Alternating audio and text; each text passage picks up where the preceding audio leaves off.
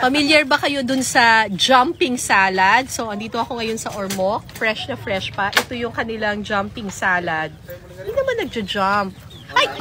Ayan na! Tumatalon na!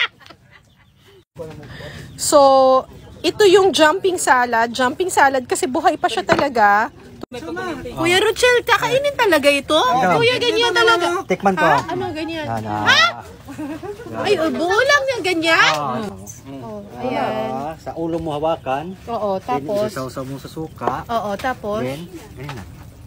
Eh, ang ulo, kakainin ang ulo? Kasi, tapo na. kasi makwan. Matinik ang ulo. So, kukunin lang daw. Sa ulo mo hawakan, ma'am. So, hahawakan ko yung ulo. Yan. Oh my gosh, bumubuhay-buhay pa to eh. O, tapos, Isasaw mo sa suka. isawsaw ko dito sa suka. Ganyan lang. Tapos kakainin ko na to. Pero iwan ang ulo. Iwan lang ang ulo. So, ito na. Asin talagang hindi to niluto eh. Okay. Kakainin ko na to. Gumagalaw pa ang paa! Madam yan.